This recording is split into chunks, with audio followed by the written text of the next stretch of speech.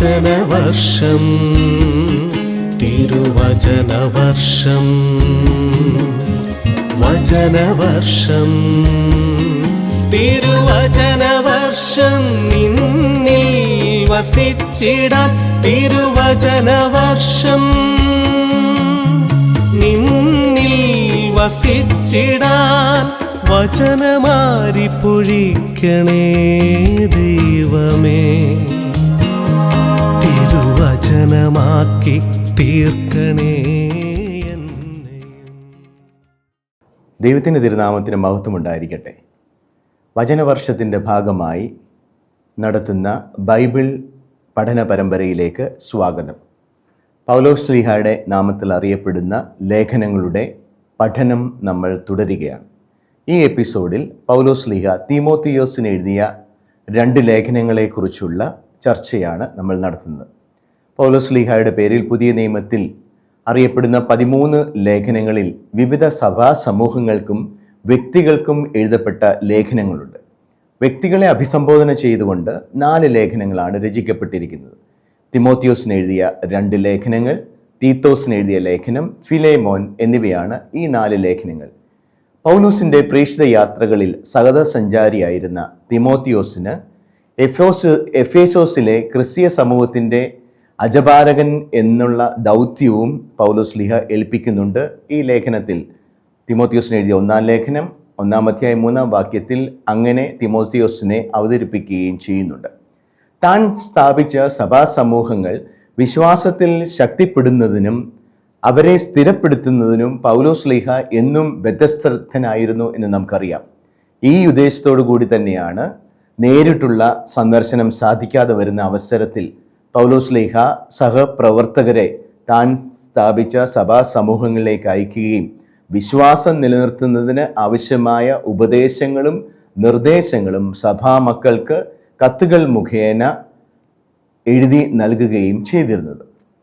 സഭയിലെ അജപാലകൻ ആയ തീമോത്തിയോസിനെ വ്യക്തിപരമായി അഭിസംബോധന ചെയ്തിരിക്കുന്നതിനാലും സഭാ ശുശ്രൂഷകളിൽ അനുവർത്തിക്കേണ്ട അജപാലന നിർദ്ദേശങ്ങൾ പ്രധാനമായും അവതരിപ്പിക്കുന്നതിലുമാണ് ഈ കത്തുകളെ അജപാലകർക്കുള്ള ലേഖനങ്ങൾ അല്ലെങ്കിൽ അജപാലന ലേഖനങ്ങൾ എന്ന് വിളിക്കുന്നത്. വ്യാജ പ്രബോധനങ്ങൾക്കെതിരെ പോരാടുക, ശരിയായ പ്രബോധനങ്ങൾ നൽകി സഭാമക്കളെ വിശ്വാസത്തിൽ സ്ഥിരപ്പെടുത്തുക, സഭയിലെ വിവിധ ശിക്ഷണക്രമങ്ങൾ, ശുശ്രൂഷകൾ, പ്രസ്തുത ശുശ്രൂഷകളിൽ നിയോഗിക്കപ്പെടുന്നവർക്ക് ഉണ്ടായിരിക്കേണ്ടതായ യോഗ്യതകൾ തുടങ്ങിയ വിഷയങ്ങളാണ് ഈ ലേഖനങ്ങളിൽ പ്രധാനമായും അവതരിപ്പിക്കപ്പെട്ടിരിക്കുന്നത്. ഈ 3 ലേഖനങ്ങളുടെയും ആമുഖത്തിൽ പൗലോസ് ശ്ലീഹായാണ് ഇവയുടെ രചയിതാവ് എന്ന് വ്യക്തമായി പറഞ്ഞിട്ടുണ്ട്. തിമോത്തിയോസ് എഴുതിയ 1-ാം ലേഖനത്തിൽ 1-ാം അധ്യായം 1-ാം വാക്യം, തിമോത്തിയോസിന് എഴുതിയ 2-ാം ലേഖനം 1-ാം അധ്യായം 1-ാം വാക്യം, അതുപോലെ തന്നെ തീത്തോസിന് എഴുതിയ ലേഖനം 1-ാം അധ്യായം 1-ാം വാക്യം. എന്നാൽ ബൈബിൾ പണ്ഡിതന്മാരുടെ പഠനത്തിൻ്റെ വെളിച്ചത്തിൽ ഇവയുടെ കർത്താവ് പൗലോസ് ആണ് എന്നതിന് അവർ പൂർണ്ണമായും യോജിക്കുന്നില്ല. പൗലോസിന് ശേഷം മറ്റാരെങ്കിലും അദ്ദേഹത്തിൻ്റെ രചനാശൈലി സ്വീകരിച്ചുകൊണ്ട് ശ്ലീഹായുടെ പേരിൽ ഈ കത്തുകൾ എഴുതിയതായിരിക്കുമെന്ന് പൊതുവെ കരുതപ്പെടുന്നുണ്ട്. ഈ നിഗമനത്തിന് ഉപോത്ഭകമായി താഴെ പറയുന്ന കാര്യങ്ങൾ ചൂണ്ടിക്കാണിക്കപ്പെടുന്നു. പൗലോസിൻ്റെ ആധികാരിക ലേഖനങ്ങളിൽ തെസ്സലോനിക്കർക്ക് എഴുതിയ 1-ാം ലേഖനം, കൊറിന്തോസുകാർക്ക് എഴുതിയ 2 ലേഖനങ്ങൾ, ഗലാത്യർക്ക് എഴുതിയ ലേഖനം, ഫിലിപ്പിയർക്ക് എഴുതിയ ലേഖനം, ഫിലേമോൻ എഴുതിയ ലേഖനം, റോമാക്കാർക്ക് എഴുതിയ ലേഖനം, ഇവയിൽ കാണുന്ന ഭാഷാ ശൈലിയും പ്രയോഗങ്ങളും ഇവയിൽ പ്രതിപാദിച്ചിരിക്കുന്ന സുപ്രധാന ദൈവശാസ്ത്ര ചിന്തകളും, അതായത് നീതീകരണം, ശരീരത്തിന് ഉയർപ്പ്, യുഗാന്ത്യോന്മുഖത എന്നിവ ഈ ലേഖനങ്ങളിൽ കാണുന്നില്ല. ഈ ലേഖനങ്ങളിലെ സാഹചര്യങ്ങൾ പൗലോസിന് ശേഷമുള്ള കാലഘട്ടവുമായിട്ടാണ് കൂടുതൽ യോജിച്ചു പോകുന്നത്. ഇവയിൽ വിവരിച്ചിരിക്കുന്ന സഭാഘടന അല്ലെങ്കിൽ സഭയുടെ ആ ഒരു ശുശ്രൂഷയുടെ ക്രമം പൗലോസിൻ്റെ കാലഘട്ടത്തെക്കാൾ അല്ലെങ്കിൽ ആദിമസഭയുടെ കാലഘട്ടത്തെക്കാൾ വികാസം പ്രാപിച്ചു കഴിഞ്ഞിരിക്കുന്നതായിട്ട് നമുക്ക് കാണാൻ കഴിയും. ഭവന സഭകൾ ചേർന്ന് ഒരു സ്ഥലം കേന്ദ്രീകരിച്ചുള്ള സഭകൾ പ്രചാരത്തിലാകുകയും അവയ്ക്ക് നിയതമായ സഭാ സംവിധാനങ്ങൾ രൂപം പ്രാപിക്കുകയും ചെയ്തതായി നമ്മൾ ഈ ലേഖനങ്ങളിലൂടെ മനസ്സിലാക്കാൻ കഴിയുന്നുണ്ട്. അത് സഭയിൽ സംഭവിച്ചത് സഭയുടെ അടുത്ത തലമുറയിലാണ്, അല്ലെങ്കിൽ കുറെ കൂടെ കഴിഞ്ഞിട്ടാണ്, ആദിമസഭയിലല്ല. മെത്രാന്മാർ, ഡീക്കന്മാർ എന്നിവ സഭാഭരണ സംവിധാനത്തിൻ്റെ ഔദ്യോഗിക പദവികളായി വികാസം പ്രാപിക്കുന്നത് അജപാലകർക്കുള്ള ലേഖനത്തിൽ നമ്മൾ കാണുന്നുണ്ട്. തീമോത്തിയോസിന് എഴുതിയ 1-ാം ലേഖനം 3-ാം അധ്യായം 1 മുതൽ 7 വരെയുള്ള വാക്യങ്ങൾ, തീത്തോസിന് എഴുതിയ ലേഖനം 1-ാം അധ്യായം 7-ാം വാക്യം, തീമോത്തിയോസിന് എഴുതിയ 1-ാം ലേഖനം 3-ാം അധ്യായം 8 മുതൽ 13 വരെയുള്ള വാക്യങ്ങൾ. സഭാശ്രേഷ്ഠന്മാരെ കുറിച്ചുള്ള പ്രതിപാദ്യം ആദ്യമായി കാണുന്നതും അജപാലകർക്കുള്ള ഈ ലേഖനങ്ങളാണ്. തീമോത്തിയോസിന് എഴുതിയ 1-ാം ലേഖനം 5-ാം അധ്യായം 17-ാം വാക്യം, തീത്തോസിന് എഴുതിയ ലേഖനം 1-ാം അധ്യായം 5-ാം വാക്യം. ഇക്കാരണങ്ങളാൽ 20-ാം നൂറ്റാണ്ട് മുതൽ ഇവ പൗലോസ് അല്ല എഴുതിയത്, പൗലോസിന് ശേഷമാണ് എഴുതപ്പെട്ടത് എന്ന രീതിയിൽ പണ്ഡിത ലോകം അല്ലെങ്കിൽ ബൈബിൾ പണ്ഡിതന്മാർ കരുതുന്നു. അതേസമയം ഇവ പൗലോസിന്റെ തന്നെ ലേഖനങ്ങളാണെന്ന് കരുതാൻ സഹായകമായ തെളിവുകളും നമുക്ക് കണ്ടെത്താൻ കഴിയും. ലേഖനങ്ങളിലുടനീളം പൗലോസിന്റെ മറ്റ് ലേഖനങ്ങളിലെ ആശയങ്ങളും പ്രതീകങ്ങളും നമുക്ക് കാണാൻ കഴിയും. സഭ ദൈവത്തിന്റെ തിരഞ്ഞെടുക്കപ്പെട്ട സമൂഹമാണ്. തീത്തോസിന്റെ ലേഖനം 1-ാം അധ്യായം 1-ാം വാക്യം, അത് റോമാക്കാർക്ക് എഴുതിയ ലേഖനം 8-ാം അധ്യായം 33-ാം വാക്യത്തിനും 16-ാം അധ്യായം 13-ാം വാക്യവും, അതുപോലെ തന്നെ തെസ്സലോനിക്കക്കാർക്ക് എഴുതിയ 1-ാം ലേഖനം 1-ാം അധ്യായം 4-ാം വാക്യത്തിലെല്ലാം ഈ ഒരു ആശയം കാണാം. അതുപോലെ തന്നെ അവിടുത്തെ കൃപയാൽ നാം നീതീകരിക്കപ്പെടുന്നു. തീത്തോസിന് എഴുതിയ ലേഖനം 3-ാം അധ്യായം 7-ാം വാക്യം, അത് റോമാക്കാർക്ക് എഴുതിയ ലേഖനം 3-ാം അധ്യായം 24-ാം വാക്യവും, കൊറിന്തോസുകാർക്ക് എഴുതിയ 1-ാം ലേഖനം 6-ാം അധ്യായം 11-ാം വാക്യവുമായിട്ടൊക്കെ സാമ്യമുണ്ട്. ഏതാണ്ട് മറ്റ് ലേഖനങ്ങളുടെ ഘടന തന്നെയാണ് അജപാലകർക്കുള്ള ലേഖനങ്ങളിലും നാം കാണുന്നത്. സഭാപിതാക്കന്മാർ പലരും ഇവയ്ക്ക് വ്യാഖ്യാനങ്ങൾ എഴുതുകയും ഇവയുടെ കർത്താവ് പൗലോസ്ലീഹ എന്ന രീതിയിൽ സാക്ഷ്യപ്പെടുത്തുകയും ചെയ്തിട്ടുണ്ട്. ചുരുക്കത്തിൽ അജപാലകർക്കുള്ള ലേഖനങ്ങളുടെ കർത്താവ് പൗലോസ് ആണെന്ന നിഗമനം ആദിമസഭയ്ക്ക് ഉണ്ടായിരുന്നു. അത് നമ്മൾക്ക് സ്വീകരിക്കുന്നതിൽ തെറ്റുമില്ല. ചുരുക്കത്തിൽ പരമ്പരാഗതമായ വീക്ഷണം ആദിമസഭ വച്ചിരുന്നത് അജപാലന ലേഖനങ്ങൾ, തീമോത്തിയോസിന് എഴുതിയ 2 ലേഖനങ്ങളും തീത്തോസിന് എഴുതിയ ലേഖനങ്ങളും അപ്പോസ്തലനായ പൗലോസിൻ്റെതാണെന്നാണ് അവർ കരുതിയിരുന്നത്. അതുപോലെ തന്നെ സഭാപിതാക്കന്മാരായ ഐറേനിയോസ്, തെർത്തൂലിയൻ, യൗസേബിയോസ് തുടങ്ങിയവർ ഈ ലേഖനങ്ങൾ പൗലോസിൻ്റെതെന്ന രീതിയിൽ അവരുടെ വ്യാഖ്യാനങ്ങളിലും പ്രസംഗങ്ങളിലും അവരുടെ രചനകളിലും ഉദ്ധരിക്കുന്നുണ്ട്. എന്നാൽ ആധുനിക പഠനങ്ങൾ ഞാൻ മുമ്പ് പറഞ്ഞതുപോലെ തന്നെ പദാവലി, ശൈലി, സഭാദർശനം, ദൈവശാസ്ത്രം എന്നിവയിലെ വ്യത്യാസങ്ങളും നവീനതയും ചൂണ്ടിക്കാട്ടി പൗലോസിന്റെ രചന എന്ന ആ ഒരു അവസ്ഥയെ ചോദ്യം ചെയ്യുന്നുണ്ട്. 2-ാം നൂറ്റാണ്ടിന്റെ തുടക്കത്തിൽ പൗലോസിന്റെ ഒരു ശിഷ്യൻ പൗലോസിന്റെ പേരിൽ സ്യൂഡോ എപ്പിഗ്രഫിക് എന്ന് പറയുന്ന രീതിയിൽ പൗലോസിന്റെ പേരിൽ അവ രചിച്ചിരിക്കാമെന്ന് അവർ സമർത്ഥിക്കുന്നു. ഇതിൽ സന്തുലിതമായൊരു നിലപാട് എടുക്കുന്നത് നമുക്ക് നല്ലതായിരിക്കും. കാരണം ഇതൊരു ദൈവനിവേശിത ഗ്രന്ഥമായതുകൊണ്ട് ഇത് പ്രത്യേകമായി ആരുടെ പേരിൽ ആര് രചിച്ചു എന്നത് നമ്മളുടെ വിശ്വാസപരമായും ഇത് ദൈവവചനമായതുകൊണ്ട് ആ വചനത്തിൻ്റെ പഠനത്തിൽ വലിയ സാധുതയോ സാങ്കത്യമോ നമുക്ക് നൽകുന്നില്ല. എന്നിരുന്നാലും ഇതിൻ്റെ സന്ദേശം മനസ്സിലാക്കാൻ വേണ്ടി മാത്രമാണ് നമ്മൾ ഇങ്ങനെയുള്ള കാര്യങ്ങളെക്കുറിച്ച് ചർച്ച ചെയ്യുന്നത്. അതുകൊണ്ട് സമതുലിതമായ നിലപാട് എന്ന് പറയുന്നത് പൗലോസിൻ്റെ രചന എന്ന് അസന്നിഗ്ധമായി പരിഗണിക്കാതെ തന്നെ ഈ ലേഖനങ്ങൾ പൗലോസിൻ്റെ പാരമ്പര്യത്തിൽ ആഴത്തിൽ വേഴുന്നതും അദ്ദേഹത്തിൻ്റെ ദൈവശാസ്ത്രം, അജപാലന ശ്രദ്ധ, താല്പര്യം, അപ്പസ്തോലിക അധികാരം എന്നിവയെ പ്രതിഫലിപ്പിക്കുന്നതുമാണ്. പരിശുദ്ധാത്മാവിനാൽ പ്രചോദിതമായ കാനൂനിക ലേഖനങ്ങളായി സഭ അവയെ സ്വീകരിക്കുകയും ചെയ്യുന്നു. ഇനി ഈ ലേഖനങ്ങൾ എഴുതപ്പെട്ടതിൻ്റെ സന്ദർഭവും പശ്ചാത്തലവും, പൗലോസ്ലീഹയുടെ ലേഖനങ്ങളെക്കുറിച്ചുള്ള പഠനം നമ്മൾ നടത്തുമ്പോൾ എപ്പോഴും ഇതിൻ്റെ സന്ദർഭവും പശ്ചാത്തലവും, ആർക്ക് എഴുതപ്പെട്ടു, അതിൻ്റെ പിന്നിലുള്ള പശ്ചാത്തലം എന്താണെന്നൊക്കെ നമ്മൾ കൃത്യമായിട്ട് മനസ്സിലാക്കേണ്ടത് ഈ ഓരോ ലേഖനങ്ങളുടെയും ഉള്ളടക്കവും അതിൻ്റെ ദർശനവും അതിൻ്റെ സന്ദേശവും മനസ്സിലാക്കാൻ നമ്മളെ സഹായിക്കുമെന്ന് നമ്മൾ നേരത്തെ തന്നെ പറഞ്ഞിട്ടുണ്ട്. അതുകൊണ്ട് ആ ഒരു കാര്യം ഇവിടെ നമ്മൾ പൗലോസിൻ്റെ അടുത്ത സഹാരിയും ആത്മീയ പുത്രനുമായി പൗലോസ്ലീഹ അവതരിപ്പിക്കുന്ന തീമോത്തിയോസിനാണ് ഈ കത്ത് എഴുതുക. അപ്പോസ്തല പ്രവർത്തനങ്ങൾ 16-ാം അധ്യായം 1 മുതൽ 3 വരെയുള്ള വാക്യം, കൊറിന്തോസുകാർക്ക് എഴുതിയ ലേഖനം 4-ാം അധ്യായം 17 വാക്യങ്ങളിലൊക്കെ ഈ തീമോത്തിയോസിനെ കുറിച്ച് നമ്മൾക്ക് കാണുവാൻ കഴിയും. ഇനി നമുക്കറിയാവുന്നതുപോലെ തന്നെ എഫേസോസിലെ സഭയുടെ നേതൃത്വപരമായ ഉത്തരവാദിത്തങ്ങൾ പൗലോസ്ലീഹ തീമോത്തിയോസിനെ ഏൽപ്പിക്കുകയും ഉണ്ടായി.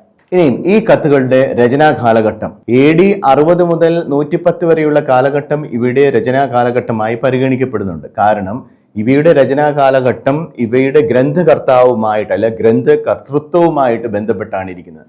പൗലോസ് തന്നെയാണ് ഇവയുടെ കർത്താവെങ്കിൽ അദ്ദേഹത്തിൻ്റെ മരണത്തിന് മുൻപ് AD 65 67 ഇടയ്ക്ക് സംഭവിച്ച മരണത്തിന് മുൻപ് ഏകദേശം AD 60 65 ഇടയ്ക്കുള്ള കാലഘട്ടത്തിൽ ഇവ എഴുതപ്പെട്ടു എന്ന് വേണമെങ്കിൽ നമുക്ക് അനുമാനിക്കാം. അതല്ല, ഇവ അദ്ദേഹത്തിൻ്റെ ഒരു ശിഷ്യനോ പൗളൈൻ സ്കൂളിൽ നിന്നുള്ള ഒരു രചന ആണെങ്കിൽ അദ്ദേഹത്തിൻ്റെ കാലത്തിന് ശേഷം അദ്ദേഹത്തിൻ്റെ ശിഷ്യന്മാർ എഴുതിയതാണെങ്കിൽ ഇവയുടെ രചനാ കാലഘട്ടം AD 100-നും 110-നും ഇടയ്ക്കായിരിക്കും എന്ന് നമുക്ക് അനുമാനിക്കാം. പുതിയ നിയമത്തിൽ നമുക്കറിയാവുന്നതുപോലെ തന്നെ ഇവ കാനൂനികമായി അംഗീകരിക്കപ്പെട്ട ഒരു കത്താണ്. അതുപോലെ തന്നെ ഇതിൽ പൗലോസ്ലീഹയുടെ തിമോത്തിയോസിന് എഴുതിയ 2 ലേഖനങ്ങൾക്ക് ശേഷമാണ് തീത്തോസിൻ്റെ ലേഖനം വെച്ചിരിക്കുന്നെങ്കിലും തീത്തോസിൻ്റെ ലേഖനം ചിലപ്പോൾ ഇതിനു മുൻപ് എഴുതപ്പെട്ടതായിരിക്കാം. കാരണം സഭാ സംവിധാനങ്ങളുടെ വികാസം തീത്തോസിനുള്ള കത്തിനേക്കാൾ ഈ തിമോത്തിയോസിന് എഴുതിയ 2 ലേഖനങ്ങളിലുമാണ് നമ്മൾ കൂടുതൽ കാണുന്നത്. അതുപോലെ തന്നെ തിമോത്തിയോസിനുള്ള 2-ാം ലേഖനത്തിൽ പൗലോസ്ലീഹ തൻ്റെ മരണത്തെ മുന്നിൽ കാണുന്നതായിട്ട് കാണുന്നുണ്ട്. അപ്പോൾ അന്ത്യകാലഘട്ടത്തെ പറ്റിയുള്ള കാര്യം അപ്പോൾ കുറച്ചുകൂടെ താമസിച്ച് എഴുതപ്പെട്ടതായിരിക്കാം. ഇനിയും ഈ ലേഖനങ്ങളുടെ പൊതുവായ കാര്യങ്ങളെക്കുറിച്ച് നമ്മൾ പറയുമ്പോഴും നമുക്കറിയാം ഈ ലേഖനങ്ങൾ എഴുതിയതിൻ്റെ ആ ഒരു ആവശ്യകത നമുക്ക് മനസ്സിലാക്കേണ്ടത് വളരെ പ്രാധാന്യമുള്ളതാണ്. ഇനി ഇതിൻ്റെ സന്ദർഭത്തെ പറ്റി നമ്മൾ നോക്കുകയാണെങ്കിൽ തീമോത്തിയോസിന് എഴുതിയ 1-ാം ലേഖനം എന്തിനു വേണ്ടി എഴുതപ്പെട്ടു? സഭയെ ക്രമപ്പെടുത്തുന്നതിനുള്ള തീമോത്തിയോസിനുള്ള നിർദ്ദേശം അടങ്ങിയ ലേഖനമാണിത്. ഇതിൻ്റെ കാരണം എന്താണ്? സന്ദർഭം വ്യാജ പ്രബോധനങ്ങളിലെ തെറ്റായ ടീച്ചിങ്സ്, പഠിപ്പിക്കലുകളെ ചെറുക്കുക. അതുപോലെ തന്നെ നേതാക്കൾക്ക്, സഭയിലെ നേതൃത്വം നൽകുന്ന അജപാന ശുശ്രൂഷ നൽകുന്നവർ സഭയിലെ നേതാക്കന്മാർക്ക് വേണ്ടതായ മാനദണ്ഡങ്ങൾ നൽകുക, അവരുടെ ശുശ്രൂഷയ്ക്ക് വേണ്ടതായ മാനദണ്ഡങ്ങൾ നൽകുക. അതുപോലെ തന്നെ സഭയിലെ ആരാധനയെ നയിക്കുവാൻ വേണ്ടതായ ക്രമീകരണങ്ങൾ ചെയ്യുക. ഇതൊക്കെയാണ് തീമോത്തിയോസിന് എഴുതിയ 1-ാം ലേഖനത്തിൻ്റെ സന്ദർഭവും ഉള്ളടക്കവും ഒക്കെ ആയിട്ട് നമുക്ക് മനസ്സിലാക്കാൻ കഴിയും. ഇനിയും തീമോത്തിയോസിന് എഴുതിയ 2-ാം ലേഖനത്തിൽ അതിനെ ഒരു വിടവാങ്ങൽ കത്തായിട്ടൊക്കെ നമുക്ക് ആ കത്ത് വായിക്കുമ്പോൾ മനസ്സിലാവും. റോമിലെ തടവറയിൽ നിന്ന് പൗലോസ്ലീഹ എഴുതിയതായിട്ട് ആ കത്തിലൂടെ നമുക്ക് മനസ്സിലാക്കാൻ കഴിയും. അപ്പോൾ ഈ കത്ത് കുറച്ചുകൂടെ വ്യക്തിപരമാണ്. അപ്പോൾ വ്യക്തിപരമായ രീതിയിൽ, മറ്റേത് കുറെ കൂടെ സഭാത്മകമായിട്ട് സഭാ ദർശനവുമായിട്ട് ബന്ധപ്പെട്ട് ഒരു സാമൂഹികമായ പശ്ചാത്തലത്തിലും അടിസ്ഥാനത്തിലുമാണ് അത് എഴുതപ്പെട്ടിരിക്കുന്നത്. ഇവിടെ ഇത് കൂടുതൽ വ്യക്തിപരമാണ്. കഷ്ടപ്പാടുകൾ സഹിക്കുവാനും വിശ്വാസം കാത്തു സൂക്ഷിക്കുവാനും സുവിശേഷത്തോട് വിശ്വസ്തത പുലർത്തുവാനും തിമോത്തിയോസിനെ പ്രേരിപ്പിക്കുന്ന രീതിയിലാണ് ഈ കത്ത് എഴുതപ്പെട്ടിരിക്കുന്നത്. ഇനി തിമോത്തിയോസിനെ അഭിസംബോധന ചെയ്തിട്ടുണ്ടെങ്കിലും ആദ്യകാല സഭയിലെ അജപാലകർക്കും സഭാ നേതൃത്വത്തിനും സമൂഹക്രമത്തിനും വേണ്ടിയുള്ള പ്രബോധനങ്ങളും നിർദ്ദേശങ്ങളും ഈ കത്തുകളിൽ അടങ്ങിയിരിക്കുന്നതായിട്ട് നമ്മൾക്ക് കാണാൻ കഴിയും. അതുകൊണ്ട് ഈ കത്തുകളുടെ ഒരു പ്രാധാന്യം അതിലൂടെയാണ് വർദ്ധിക്കുന്നത്. ഇന്നും ഈ കത്തുകൾക്ക് സാങ്കത്യമുണ്ടെങ്കിൽ അതിന് കാരണം ഇതിൻ്റെ ആ ഒരു പ്രത്യേക ഘടനയും അതിൻ്റെ ഉള്ളടക്കവും ഇന്നും സാങ്കത്യമുള്ളവയായതുകൊണ്ടാണ്. പിന്നെ ഈ കത്തിൻ്റെ ഘടനയിലേക്ക് നമ്മൾ ചെല്ലുന്നു. ഘടനയെക്കുറിച്ച് നമ്മൾ പറയുന്നതിന് കാരണം ഈ കത്തിൻ്റെ ഘടന നമ്മൾ അവതരിപ്പിക്കുമ്പോൾ തന്നെ അതിൻ്റെ ഉള്ളടക്കവും സന്ദേശവും മനസ്സിലാക്കാൻ നമുക്ക് കുറച്ചുകൂടെ കഴിയും. തിമോത്തിയോസിന് എഴുതിയ 1-ാം ലേഖനത്തിൻ്റെ ഘടന ഇപ്രകാരമാണ്. 1-ാം അധ്യായം 1 മുതൽ 12 വരെയുള്ള വാക്യങ്ങൾ സാധാരണ കത്തുകളുള്ള പോലെ അഭിവാദ്യം ചെയ്തുകൊണ്ട് എഴുതുന്നു. ഇനിയും നമുക്കറിയാവുന്നത് ഈ കത്ത് 6 അധ്യായങ്ങൾ ഉള്ള ഒരു ലേഖനമാണ്. ഇനിയും 1-ാം അധ്യായം 3 മുതൽ 20 വരെയുള്ള വാക്യങ്ങളിൽ തെറ്റായ ഉപദേശങ്ങളെ ചെറുക്കേണ്ടതിൻ്റെ ആവശ്യകതയെക്കുറിച്ചും അല്ലെങ്കിൽ തെറ്റായ ഉപദേശങ്ങളെക്കുറിച്ചും ഒക്കെ പറയുന്നുണ്ട്. ഇനി 2-ാം അധ്യായം 1 മുതൽ 15 വരെയുള്ള കാര്യങ്ങളിൽ ആരാധനയും പ്രാർത്ഥനയും അർപ്പിക്കുന്നു. അവിടെ ആരാധനമാരായ ലിറ്റർജിക്കലായിട്ടുള്ള കാര്യങ്ങളാണ് അവിടെ വിശകലനം ചെയ്യുകയും വിശദീകരിക്കുകയും ചെയ്യുന്നത്. ഇനി പ്രധാനപ്പെട്ട ഒരു കാര്യമാണ് 3-ാം അധ്യായം 1 മുതൽ 16 വരെയുള്ള വാക്യങ്ങൾ. സഭാ നേതാക്കളുടെ, സഭയിൽ ശുശ്രൂഷ ചെയ്യുന്ന നേതാക്കളുടെ യോഗ്യതകളെക്കുറിച്ച് 3-ാം അധ്യായം 1 മുതൽ 16 വരെയുള്ള വാക്യങ്ങളിൽ പറയുന്നു.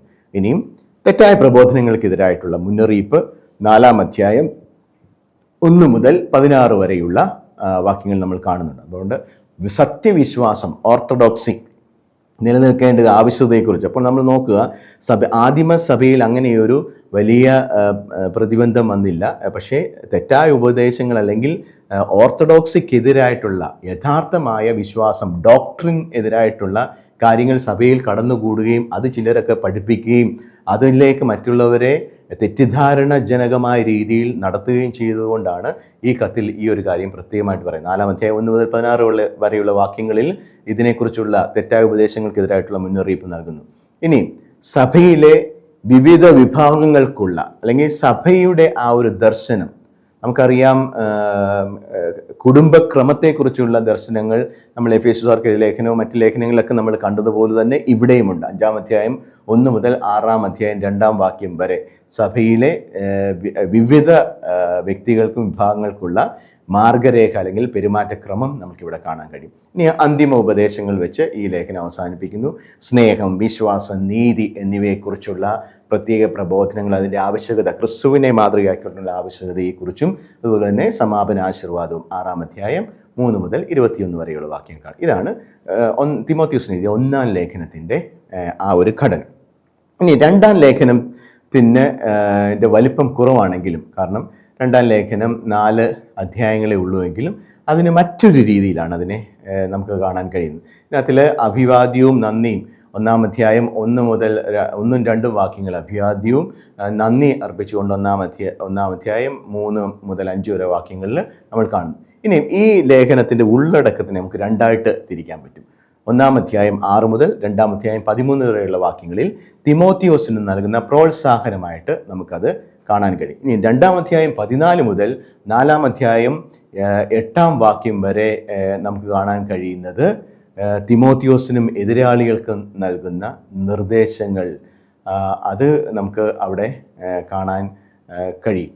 ഇപ്പോൾ 2 ഭാഗങ്ങളായിട്ട് തിമോത്തിയോസിനുള്ള ഉപദേശവും പ്രോത്സാഹനവും നൽകുന്നു, അതുപോലെ തിമോത്തിയോസിന് എതിരാളികൾക്ക് നൽകുന്ന നിർദ്ദേശങ്ങൾ. അപ്പോൾ തിമോത്തിയോസിന് നൽകുന്ന പ്രോത്സാഹനത്തിൻ്റെ ഭാഗമായിട്ട് 1-ാം അധ്യായം 6 മുതൽ 14 വരെയുള്ള വാക്യങ്ങളിൽ വിശ്വാസത്തിൻ്റെ സംരക്ഷണം, ലജ്ജ കൂടാതെ സഹിക്കേണ്ടതിൻ്റെ ആവശ്യകത, നിനക്ക് ലഭിച്ചതായ ഈ ഒരു വിശ്വാസം അല്ലെങ്കിൽ ഈ ഒരു ട്രഡീഷൻ, അത് പാരമ്പര്യം നീ നഷ്ടപ്പെടാതെ സൂക്ഷിക്കുക.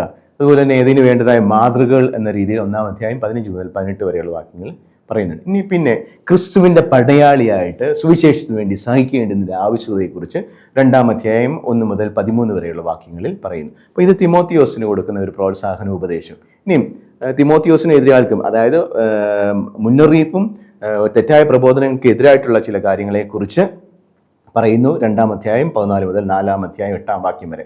അപ്പോൾ 2-ാം അധ്യായം 14-ഉം 15-ഉം വാക്യങ്ങളിൽ സുവിശേഷത്തിൻ്റെ ദൂതനാകാനുള്ള ക്ഷണം എല്ലാ വിശ്വാസികൾക്കും ലഭിക്കുന്ന പോലെ അതിനെപ്പറ്റി ആണ് അവിടെ പറയുന്നത്.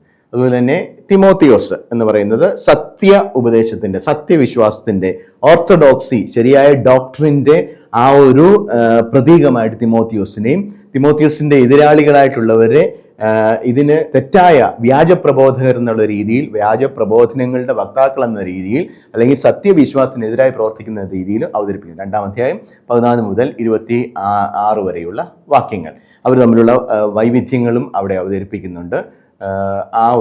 ഈ ഒരു ഭാഗത്ത് അങ്ങനെയുള്ള കാര്യങ്ങളാണ്. അപ്പം എന്നിട്ട് ഇവരെ ആ വ്യത്യാസം കാണിക്കുന്ന രീതിയിൽ ദുഷ്ടന്മാരുടെ നാളുകൾ 3-ാം അധ്യായം 1 മുതൽ 9 വരെയുള്ള, അതായത് തിമോത്തിയോസിനെതിരായിട്ടുള്ള അല്ലെങ്കിൽ തെറ്റായ വ്യാജപ്രബോധകരുടെയൊക്കെ പ്രത്യേകതയും അവരുടെ അവസാനം എങ്ങനെയായിരിക്കും എന്നുള്ള രീതിയിൽ അവരുടെ പ്രത്യേകതകളെ പറ്റി പറയുന്നു.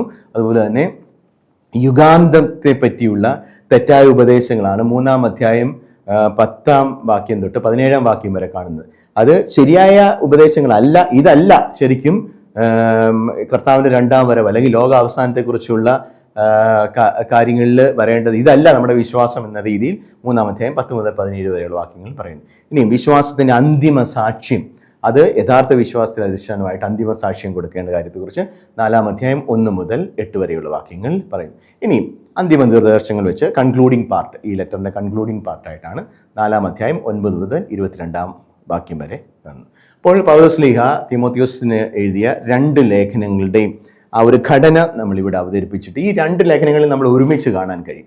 അതുകൊണ്ടാണ് തീത്തോസിനെ ഇതിൻ്റെ കൂടെ ഉൾപ്പെടുത്താമെങ്കിലും നമ്മൾ ഈ ഒരു എപ്പിസോഡിൽ തീത്തോസിനെ കുറിച്ച് ചർച്ച ചെയ്യുന്നത്. അടുത്ത എപ്പിസോഡിൽ പറയുന്നത് അതിൻ്റെ അടിസ്ഥാനപരമായ കാര്യങ്ങൾ ഈ തിമോത്തിയോസിന് എഴുതിയ 2 ലേഖനങ്ങളും തീത്തോസിൻ്റെ ലേഖനവും ഒരുമിച്ച് പോകും. അതുകൊണ്ട് അടിസ്ഥാനപരമായ കാര്യങ്ങൾ ഈ 3 പുസ്തകങ്ങളുടെയും ഒരുമിച്ച് നമ്മൾ കാണേണ്ട ആവശ്യമുണ്ട്. ഇനി ദൈവശാസ്ത്രപരമായ വിഷയങ്ങൾ എന്തൊക്കെയാണ് ഈ ലേഖനങ്ങൾ കൈകാര്യം ചെയ്യുന്നത്? നമുക്കറിയാം, വിശ്വാസപരമായിട്ടും ദൈവശാസ്ത്രപരമായിട്ടും സഭാപരമായിട്ടും ഒരു പുരോഗതി അല്ലെങ്കിൽ ഒരു നവീകൃതമായ അല്ലെങ്കിൽ നവീനമായ ദർശനങ്ങൾ നമുക്ക് ഈ ഒരു പുസ്തകത്തിൽ കാണാൻ കഴിയും. ഇനിയും തിമോത്തിയോസിൻ്റെ ഈ ലേഖനങ്ങളുടെ പ്രധാനപ്പെട്ട ഒന്ന് സത്യവിശ്വാസത്തിൻ്റെ ഓർത്തഡോക്സി, ദ ട്രൂ ഡോക്ട്രിൻ, അതിൻ്റെ സംരക്ഷണം. അതുകൊണ്ടാണ് തിമോത്തിയോസിന് എഴുതിയ 1-ാം ലേഖനം 6-ാം അധ്യായം 20-ാം വാക്യത്തിൽ നമ്മൾ വായിക്കുന്നത്, അല്ലയോ തിമോത്തിയോസേ, നിന്നെ ഫലമേൽപ്പിച്ചുള്ളതും നീ കാത്തു സൂക്ഷിക്കുക, അധാർമികമായി വ്യർത്ഥഭാഷണത്തിൽ നിന്നും വിജ്ഞാന ആഭാസത്തിൻ്റെ വൈരുദ്ധ്യങ്ങളിൽ നിന്നും ഒഴിഞ്ഞുമാറുക. അപ്പോൾ വിജ്ഞാനത്തിൻ്റെ ആ ഒരു പ്രത്യേക താല്പര്യത്തോടു കൂടി വ്യർത്ഥ നിരൂപണങ്ങളിൽ നിന്ന് ഒഴിഞ്ഞുമാറുക. തിമോത്തിയോസിന് എഴുതിയ 1-ാം ലേഖനം 6-ാം അധ്യായം 20-ാം വാക്യം പറയുന്നു. അതുപോലെ തന്നെ അപ്പസ്തോലിക നിക്ഷേപം, അപ്പസ്തോലിക് ട്രഡീഷൻ, വിശ്വാസത്തിൻ്റെയും ശരിയായ ഉപദേശത്തിൻ്റെയും അപ്പസ്തോലിക നിർദ്ദേശം സംരക്ഷിച്ച് പാഷണ്ഡതകൾക്കെതിരെ ഊന്നൽ നൽകുക.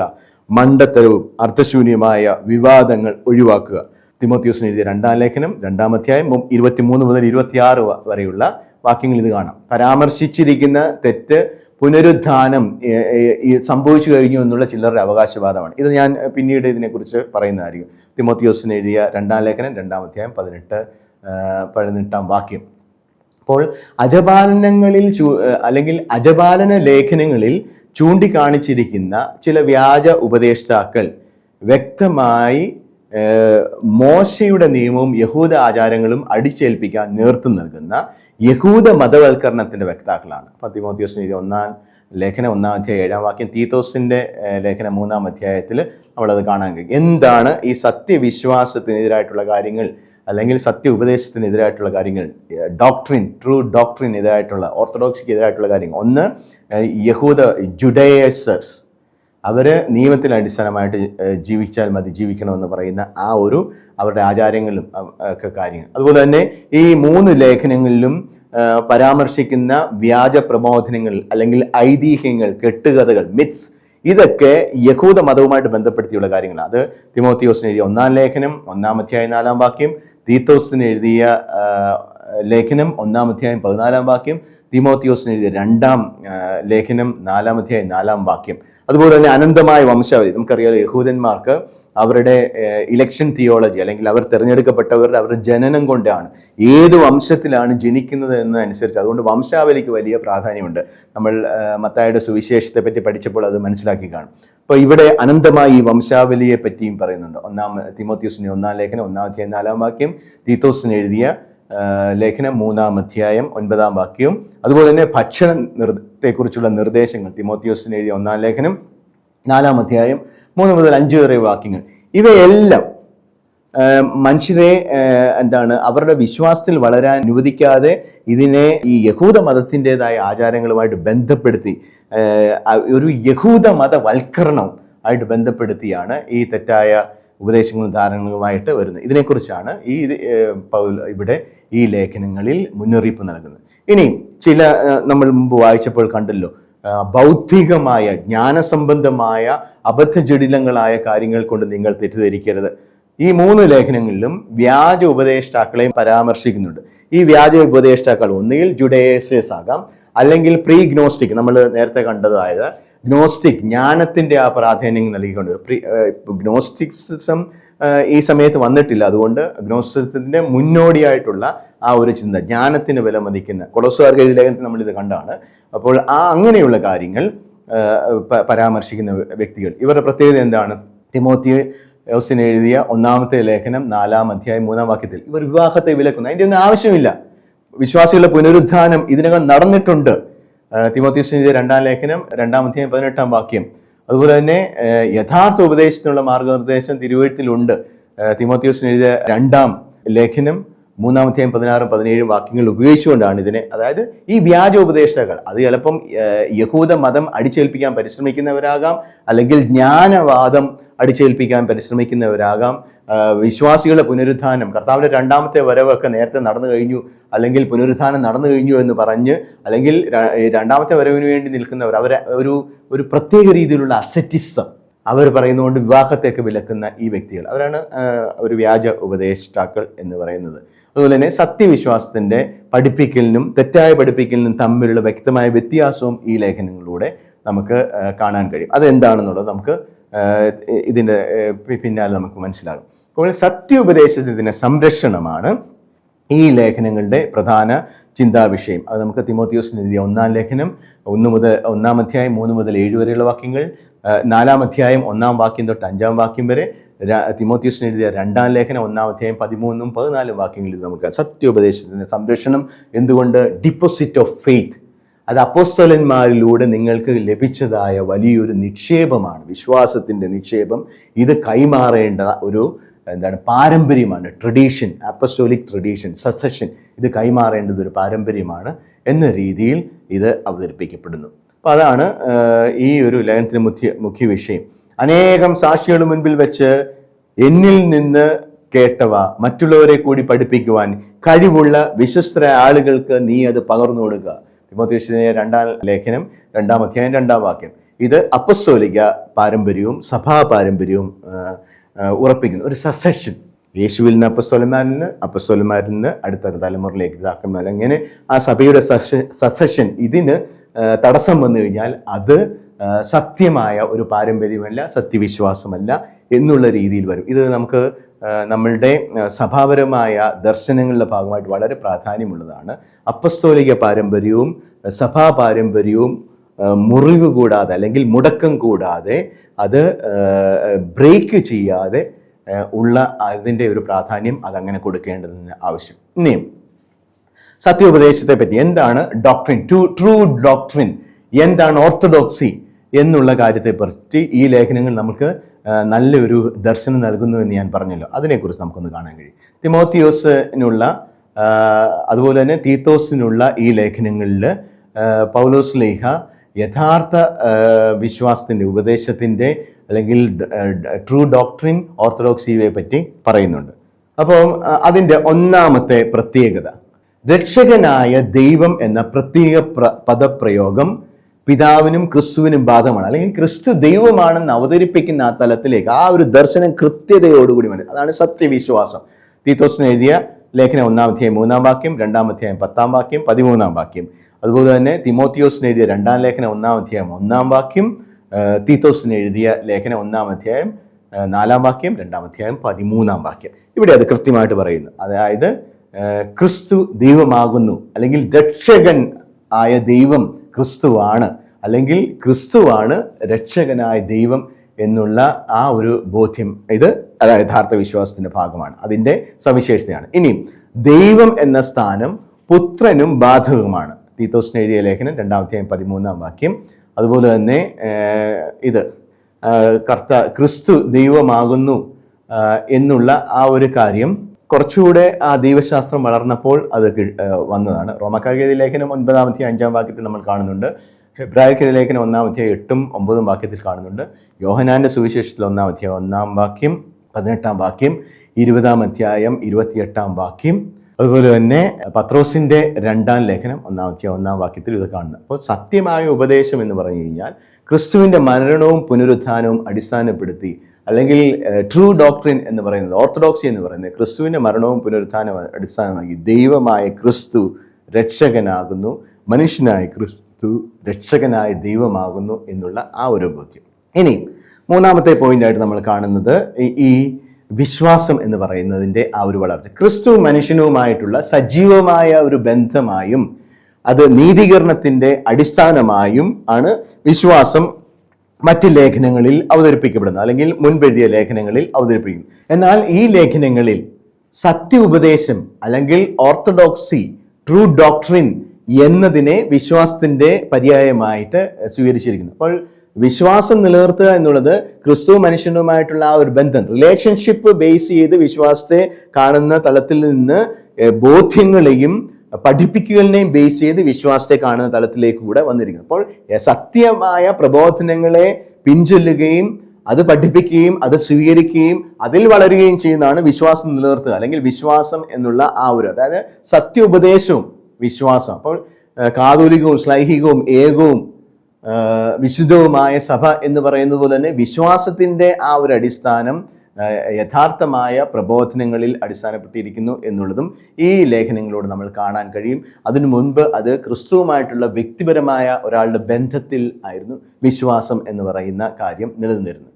ഇനിയും പരിശുദ്ധാത്മാവിനെ കുറിച്ചുള്ള ദർശനങ്ങൾ, 4-ാമത്തെ പോയിന്റായിട്ട് പരിശുദ്ധാത്മാവിനെ കുറിച്ചുള്ള ദർശനങ്ങൾ നമ്മൾ ഈ ലേഖനങ്ങളിൽ കാണുന്നുണ്ട്. സത്യവിശ്വാസത്തിൻ്റെ ക്യാരക്ടറിസ്റ്റിക്സിൽ പരിശുദ്ധാത്മാവ്, അതിൻ്റെ പ്രത്യേകതകളെ കുറിച്ച്, ജ്ഞാനസ്നാനവുമായി ബന്ധപ്പെട്ട് പരിശുദ്ധാത്മാവ് മനുഷ്യൻ്റെ പുനർസൃഷ്ടി കൊണ്ടുവരുന്നുവെന്ന് തീത്തോസിൻ്റെ ലേഖനം 2-ാം അധ്യായം 5-ാം വാക്യത്തിൽ കാണുന്നു. നമ്മൾ ഈ സത്യവിശ്വാസത്തിൻ്റെ പ്രത്യേകതകളെക്കുറിച്ച് പറയുമ്പോൾ തീമോത്തിയോസിന് എഴുതിയ 2 ലേഖനങ്ങളും അതുപോലെ തന്നെ തീത്തോസിൻ്റെ ലേഖനവും നമ്മൾ അതിനകത്തിൽ ഒരുമിച്ച് എടുക്കുകയാണ്. ഇനിയും വിശ്വാസത്തിൻ്റെ നിക്ഷേപത്തിൻ്റെ ഉറപ്പ് അല്ലെങ്കിൽ ആ ഒരു ട്രഡീഷൻ നമ്മളിലേക്ക് സ്ഥിരപ്പെടുത്തുന്നത് ആരാണ്? പരിശുദ്ധാത്മാവാണ്.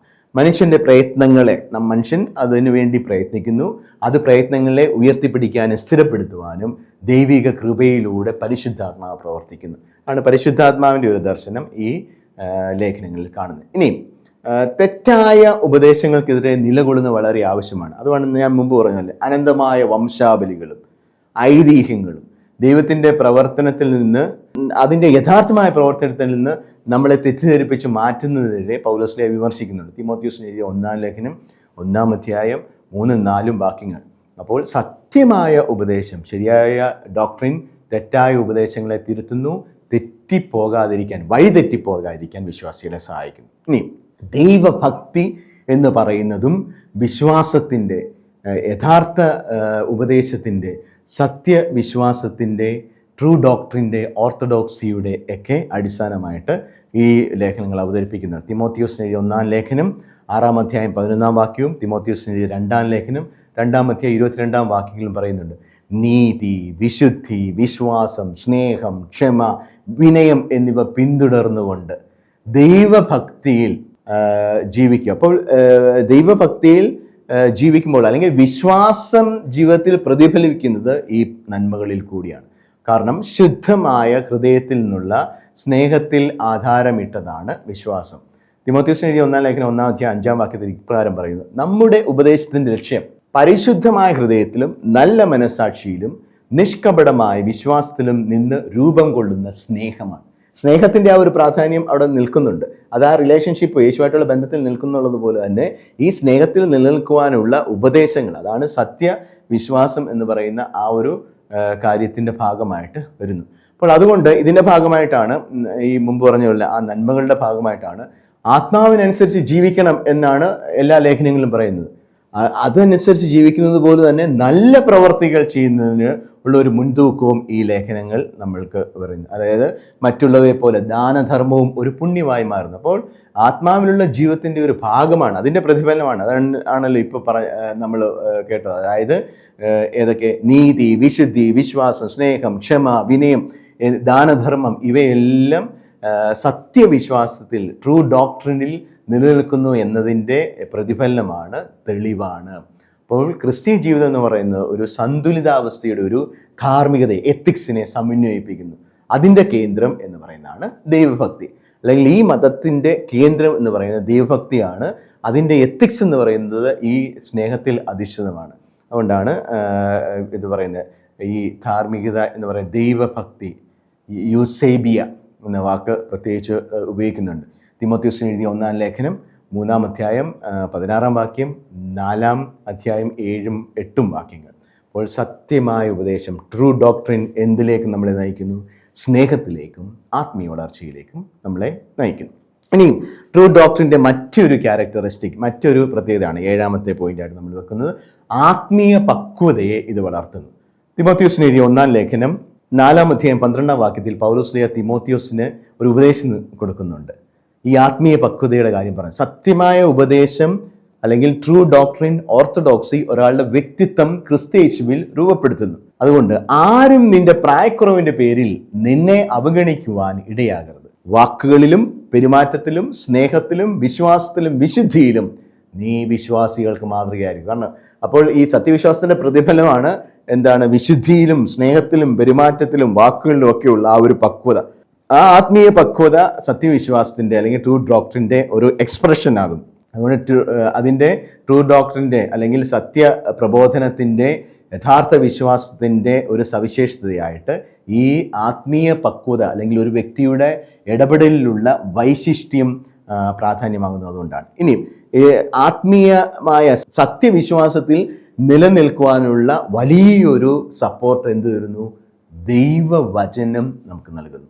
അപ്പോൾ ദൈവവചനം ആധാരമാക്കിയത് മാത്രമാണ് സത്യവിശ്വാസം. ഒരാളുടെ ചിന്തയിൽ നിന്നോ മറ്റു രീതിയിലുള്ള പ്രബോധനങ്ങളിൽ നിന്നോ ജ്ഞാനവാദത്തിൻ്റെതായ പ്രത്യേകതകളിൽ നിന്നുള്ള ചില അറിവുകളൊക്കെ കിട്ടിയത് കൊണ്ട് അതെല്ലാം സത്യവിശ്വാസമാകണമെന്ന് ഇല്ല.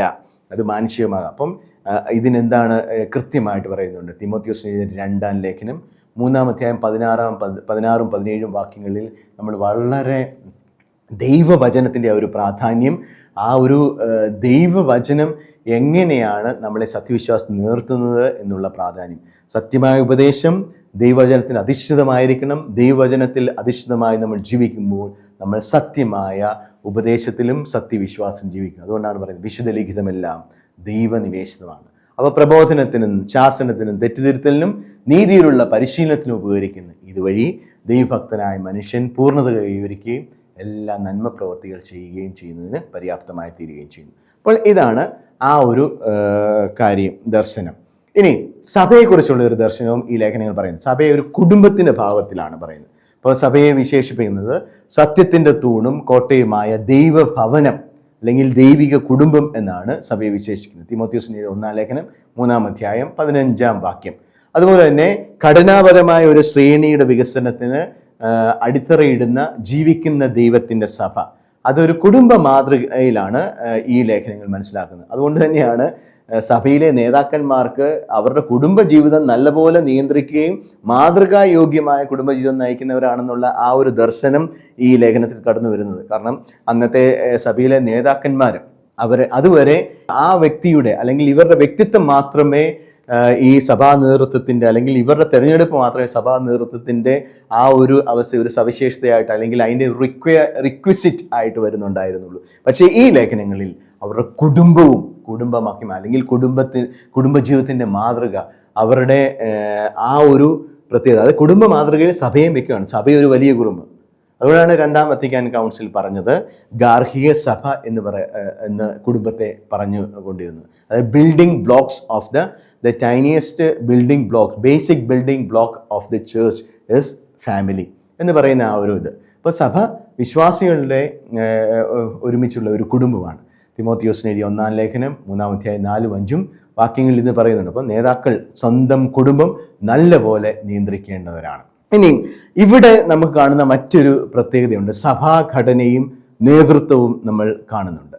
ഈ ലേഖനങ്ങൾ ദൈവശാസ്ത്രപരമായ കാര്യങ്ങളിൽ നമ്മൾ യഥാർത്ഥ വിശ്വാസത്തെപ്പറ്റി അല്ലെങ്കിൽ വിശ്വാസം പാലിക്കേണ്ടതിനെ പറ്റി നമ്മൾ കഴിഞ്ഞ പോയിന്റിൽ മനസ്സിലാക്കി. ദൈവശാസ്ത്ര ദർശനത്തിൻ്റെ ഭാഗമായിട്ട് അല്ലെങ്കിൽ യഥാർത്ഥ വിശ്വാസം പാലിക്കേണ്ടത് ആവശ്യകത. 2-ാമത്തെ ദൈവശാസ്ത്ര ദർശനമാണ് സഭയെക്കുറിച്ചുള്ള ദൈവശാസ്ത്ര ദർശനം. അത് നമ്മളിപ്പോൾ കണ്ടുകൊണ്ടിരിക്കും. അപ്പോൾ സഭാഘടനയും നേതൃത്വത്തെയും കുറിച്ചും നമ്മൾ ഇതിനകത്ത് മനസ്സിലാക്കി. സഭയുടെ ഘടന എന്നാൽ എന്ത്? ഇപ്പോൾ നേതൃത്വത്തിൻ്റെ ആവശ്യകതയും അല്ലെങ്കിൽ മെത്രാന്മാർ, ഡീക്കന്മാർ അങ്ങനെയുള്ളവരുടെ യോഗ്യതയൊക്കെ ഈ ലേഖനങ്ങളിൽ നമുക്ക് കാണാം. തീമോഥെയോസിന്റെ 1-ാം ലേഖനം 3-ാം അധ്യായത്തിൽ. അപ്പോൾ അപ്പോസ്തലനായ പൗലോസ് തീമോഥെയോസിനെ എഫേസസിലെ സഭയിലെ തൻ്റെ പ്രതിനിധിയായിട്ട്, വികാർ ആയിട്ട് നിയമിക്കുന്നുണ്ട്. അതായത് അതിന് നേതൃത്വം നൽകുന്ന സഭാ ശുശ്രൂഷകനായിട്ട്. തീമോഥെയോസിന് എഴുതിയ 1-ാം ലേഖനം 1-ാം അധ്യായം 3-ാം വാക്യം. അപ്പോൾ തീമോഥെയോസ് അവിടുത്തെ എഫേസസിലെ സഭയിൽ പൗലോസിൻ്റെ അധികാരം പ്രതിനിധീകരിച്ചിട്ട് വിശ്വാസികളെ ഉപദേശിക്കുകയും നേതാക്കളെ നിയമിക്കുകയും ചെയ്യുന്നുണ്ട്. അപ്പോൾ തീമോഥെയോസിന് എഴുതിയ 1-ാം ലേഖനം 5-ാം അധ്യായം 22-ാം വാക്യം, തീമോഥെയോസിന് എഴുതിയ 2-ാം ലേഖനം 2-ാം അധ്യായം 2-ാം വാക്യം, ഇതിലൂടെയൊക്കെ നമ്മളത് മനസ്സിലാക്കുന്നത്. അപ്പോൾ ഇതിലൂടെ അപ്പസ്തോലികമായ, ഞാൻ മുമ്പ് പറഞ്ഞ അപ്പസ്തോലികമായ പരമ്പര, അപ്പസ്റ്റോലിക് സസഷൻ, അതിൻ്റെ ആ ഒരു തുടക്കം കാണാം. ആ ഒരു ബന്ധം ഇതിനകത്തിൽ നമ്മൾ കാണുന്നു. ഇനിയും സഭാ ഘടനയുടെ ഒരു പ്രത്യേകത അല്ലെങ്കിൽ ഇതിൻ്റെ ഒരു വളർച്ച നമുക്ക് ഈ ലേഖനത്തിൽ കൂടെ ആദിമസഭ എങ്ങനെയായിരുന്നു, അതിൽ നിന്ന് ഈ ലേഖനങ്ങൾ എഴുതിയപ്പോൾ ഉള്ള സഭയുടെ ആ വളർച്ചയെപ്പറ്റി നമുക്ക് കാണാം. പരിവർത്തന ഘട്ടം ആയിട്ട് നമുക്കത് കാണാം. അതായത് കരിസ്മാറ്റിക് ആയിട്ടുള്ള ഒരു നേതൃത്വം. ഓരോരുത്തർ വന്നു, ഒരു വ്യവസ്ഥിതിയോ ഒരു വ്യവസ്ഥാപിതമായ ഒരു ചട്ടക്കൂടോ ഇല്ലാതെ സഭ ഇങ്ങനെ പോകുന്നു. കുറേ പേര് ഒരുമിച്ച് കൂടി അങ്ങനെ കർത്താവിൻ്റെ 2-ാമത്തെ വരവിന് വേണ്ടി ഇങ്ങനെ കാത്തിരിക്കുന്നു. അങ്ങനെ നിന്ന് ഒരു സ്ഥിരമായ സഭാ സംഘടനയിലേക്ക്, ഒരു ഘടനയിലേക്ക് സഭ പോകുന്നത് ഈ ലേഖനം കാണാം. പിന്നെ അതിൻ്റെ പ്രധാന തലങ്ങളായിട്ട് മെത്രാന്മാർ, ശ്രേഷ്ഠന്മാർ, ഡീക്കന്മാർ എന്നിവരെ നേതൃത്വതലത്തിലേക്ക് വരുന്നു. അതുപോലെ തന്നെ ഇതിൻ്റെ സർവീസിന് പ്രാധാന്യം നൽകിക്കൊണ്ട് വിധവകൾ എന്ന് പറയുന്ന അതിൻ്റെ പിന്നോടിയായിട്ടാണ് സഭയിൽ സന്യസ്തരുടെയൊക്കെ ആ ഒരു പ്രത്യേകത നമുക്ക് അതിനകത്ത് കാണാൻ കഴിയും. പിന്നെ യോഗ്യതയും ജീവിതശൈലിയും സഭാ നേതാക്കന്മാർക്ക് പ്രാധാന്യമുള്ളതായിട്ട് വരുന്നു. കാരണം യോഗ്യത ആർക്കും കയറി നേതാവാകാനൊക്കില്ല. ആരും ഞാൻ വിളിക്കപ്പെട്ടു അതുകൊണ്ട് നേതാവാണെന്ന് പറയാൻ പറ്റും. അവർക്ക് ചില യോഗ്യതകൾ വേണം. അവരെ തിരഞ്ഞെടുക്കപ്പെടുമ്പോൾ ആ യോഗ്യതകൾ വേണം. ഇതൊക്കെ അതിൻ്റെ സഭയുടെ വളർച്ചയുടെ ഭാഗമായിട്ട് വന്ന ആ ഒരു പ്രത്യേകതകളാണ്. അതുപോലെ തന്നെ സഭയിൽ 2 വിഭാഗം, അടിസ്ഥാന വിഭാഗങ്ങളായിട്ട് വിധവകളായിട്ട് ഉള്ളവരും അതുപോലെ കുടുംബങ്ങളായിട്ടുള്ളവരും ഒക്കെയുള്ള ആ ദർശനങ്ങൾ വരുന്നു. പിന്നെ സത്യത്തിൻ്റെ കാവൽക്കാരൻ, ആയിട്ട് സഭാ നേതാക്കളും ശുശ്രൂഷകരമായി തീരണം എന്ന് ഇതിനകത്ത് നമ്മൾ ആ ദർശനം നമുക്ക് കാണുന്നു. ഇനി സഭയിലെ പ്രധാനപ്പെട്ട സ്ഥാനങ്ങൾ, സഭയുടെ ആ ഒരു ദർശനം നമ്മൾ ഈ ലേഖനത്തിൽ കാണുമ്പോൾ സഭയുടെ പ്രധാനപ്പെട്ട ഈ സ്ഥാനങ്ങൾ ഇതുവരെ മറ്റ് ലേഖനങ്ങളിലൊന്നും നമ്മൾ കാണുന്നില്ല, അല്ലെങ്കിൽ സഭയുടെ വളർച്ചയുടെ ഭാഗമായിട്ടാണ് ഇത് വന്നത് എന്ന് നമുക്ക് ഇത് മനസ്സിലാകും. സഭയിലെ പ്രധാനപ്പെട്ട സ്ഥാനങ്ങൾ, ഓഫീസസ്, അത് ഒന്നാമത്തെ ഓഫീസ് എപ്പിസ്കോപ്പോസ്, തിമോത്തിയോസിന് എഴുതിയ 1-ാം ലേഖനം 3-ാം അധ്യായം 1 മുതൽ 7 വരെയുള്ള വാക്യങ്ങൾ. മെത്രാന്മാർ അല്ലെങ്കിൽ മേൽനോട്ടക്കാർ, സഭയ്ക്ക് മേൽനോട്ടം വഹിക്കുന്നവർ. അവരുടെ യോഗ്യത എന്തൊക്കെയായിരിക്കണം? അവർ കുറ്റമറ്റവരായിരിക്കണം, മിതവാദികളായിരിക്കണം, കുടുംബ ജീവിതത്തിൽ നല്ല മാതൃകയുള്ളവരായിരിക്കണം, അവർക്ക് തങ്ങളുടെ ജീവിതം കൊണ്ട് തന്നെ പ്രബോധനം നൽകുവാനും ഉപദേശിക്കുവാനും കഴിവുള്ളവരായിരിക്കണം. അതുപോലെ തന്നെ അവർ സഭയുടെ പഠനവും അതിൻ്റെ ശാസനയെ സംരക്ഷിക്കുന്ന വ്യക്തികളായിരിക്കും. പഠനം അല്ലെങ്കിൽ ട്രൂ ഡോക്ട്രിൻ അല്ലെങ്കിൽ ഓർത്തഡോക്സി സംരക്ഷിക്കുകയും അത് കൈമാറ്റം ചെയ്യുവാൻ പ്രാപ്തരാകുകയും ചെയ്യുന്നവരായിരിക്കണം. ഇനി രണ്ടാമത്തെ വിഭാഗക്കാരാണ്, നേതൃത്വ ശ്രേണിയിലുള്ള രണ്ടാമത്തെ വിഭാഗക്കാരാണ് പ്രെസ്ബിറ്ററോയ് അല്ലെങ്കിൽ ശ്രേഷ്ഠന്മാർ. തിമോത്തിയോസിന് 1-ാം ലേഖനം 5-ാം അധ്യായം 17 മുതൽ 22 വരെയുള്ള വാക്യങ്ങൾ. പ്രസംഗത്തിലും ഉപദേശത്തിലും അധ്വാനിക്കുന്നവർ. ഇത് നമുക്ക് എന്ത് ഒരു ദർശനം കൂടെ തരുന്നുണ്ട്? സഭ എന്ന് പറയുന്നത് നമ്മളിപ്പോൾ കാണുന്ന സിനഡാലിറ്റി അല്ലെങ്കിൽ ഒരു കൊളീജിയം എന്നുള്ള രൂപത്തിൽ സഭാ നേതൃത്വം ആയിരുന്നു എന്നുള്ളത് നമുക്കിത് വിവിധ തലങ്ങളിലുള്ള വ്യക്തികൾ അവർ ഉത്തരവാദിത്തങ്ങൾ, അത് മെത്രാന്മാരാകാം, ശ്രേഷ്ഠന്മാരാകാം, അല്ലെങ്കിൽ ഡീക്കന്മാരാകാം, ഇങ്ങനെ അതുപോലെ തന്നെ വിധവകളാകാം, ഇങ്ങനെയുള്ള വ്യക്തികൾ. അപ്പോൾ തിമോത്തിയോസിനോടും പറയുന്നുണ്ട് എന്താണ്? കൈവെപ്പിലൂടെ, ഓർഡിനേഷനിലൂടെ പുതിയ ശ്രേഷ്ഠന്മാരെ, അതാണ് വിക്കേറിയസ് ആയിട്ടുള്ള ഒരു സക്സഷൻ, ആപ്പസ്റ്റോളിക് സക്സഷൻ. അപ്പസ്തോലന്മാർക്ക് വിക്കേറിയസ് ആയിട്ട് ഈശോയിൽ ലഭിച്ചു, അവർ അത് അടുത്ത തലത്തിലേക്ക് മെത്രാന്മാർക്കും വൈദികർക്കും അല്ലെങ്കിൽ ഡീക്കന്മാർക്കും ഒക്കെ നൽകി എന്ന് പറയുന്ന തലത്തിലേക്ക് നമുക്ക് കാണും. ഇനി മൂന്നാമത്തെ ഈ ശുശ്രൂഷ ശ്രേണിയിലുള്ള മൂന്നാമത്തെ വ്യക്തികളാണ് ഡീക്കന്മാർ, ഡിയാക്കോണോയ്. തിമോത്തിയോസിന് എഴുതിയ 1-ാം ലേഖനം 3-ാം അധ്യായം 8 മുതൽ 13 വരെയുള്ള വാക്യങ്ങൾ. സേവനത്തിലും ഭരണകാര്യത്തിലും സഹയാത്രികൾ. ഇവരെ കുറിച്ച് നമ്മൾ ഡീക്കന്മാരെ കുറിച്ച്, സ്റ്റേഫാനോസ് എന്ന് പറയുന്ന ഡീക്കനെ കുറിച്ചൊക്കെ നമ്മൾ അപ്പോസ്തല പ്രവർത്തനങ്ങളിൽ കാണുന്നുണ്ട്. അപ്പോൾ അത് അന്നേ ഉണ്ടായിരുന്നു. പക്ഷേ മെത്രാന്മാരും ശ്രേഷ്ഠന്മാരുടെ ഒക്കെ ആ ഒരു തലം നമ്മൾ ഇതിനകത്തിലാണ്, ഈ ലേഖനങ്ങളിലാണ് കാണുന്നത്. അപ്പോൾ ഈ ഡീക്കന്മാരുടെ യോഗ്യതകളെക്കുറിച്ച് ഇവിടെ കൃത്യമായിട്ട് പറയുന്നുണ്ട്. മാന്യനായിരിക്കണം, സത്യസന്ധനായിരിക്കണം, കുടുംബജീവിതത്തിൽ വിശ്വസ്തനായിരിക്കണം, സഭയുടെ ശുശ്രൂഷകൾ, കരുണാപ്രവർത്തനങ്ങളിൽ, അതായത് ചാരിറ്റബിൾ ആക്ടിവിറ്റീസ്, ചാരിറ്റിയിലും ആരാധന ശുശ്രൂഷകളിലും പങ്കെടുക്കുന്നവരായിരിക്കും, അതിന് നേതൃത്വം കൊടുക്കാൻ കഴിവുള്ളവരായിരിക്കും. അപ്പോൾ ഡീക്കന്മാരുടെ ഒരു പ്രത്യേകതയാണ് എന്താണ്? സഭയുടെ കാരുണ്യ പ്രവർത്തികൾക്ക് നേതൃത്വം കൊടുക്കുന്നവരാണ്. ഇനി അടുത്തൊരു വിഭാഗം നമ്മളിവിടെ കാണുന്നത് വിധവകൾ എന്ന് പറയുന്ന ഓർഡർ ഓഫ് വിഡോസ്, ചെറായി എന്ന് പറയുന്ന 1 തിമോത്തിയോസ് 5-ാം അധ്യായം 3 മുതൽ 16 വരെയുള്ള വാക്യങ്ങൾ. സഭയിൽ പ്രത്യേകമായിട്ട് അംഗീകരിച്ച ഒരു വിഭാഗമാണ് ഇവർ. ഇവരുടെ പ്രവർത്തനത്തെ പറ്റിയും നമ്മൾ ഈ ലേഖനയിൽ കാണുന്നുണ്ട്. അവർ പ്രാർത്ഥിക്കുക, ദാനധർമ്മം നടത്തുക, സഭയുടെ കാരുണ്യ പ്രവർത്തികൾക്ക് നേതൃത്വം നൽകുക എന്നുള്ളതാണ്. അവർക്ക് സഭയിൽ നിന്ന് പ്രത്യേക സഹായം ലഭിച്ചില്ലെങ്കിലും ഇവർ തിരഞ്ഞെടുക്കപ്പെട്ടവരാണ്, അവർ അംഗീകരിക്കപ്പെട്ടവരാണ്, ഇതിനെല്ലാം നേതൃത്വം കൊടുക്കുന്നവരും ആണ്. അപ്പോൾ ഇതാണ് സഭയുടെ ആ ഒരു ശുശ്രൂഷ ശ്രേണിയുടെ പ്രത്യേകത.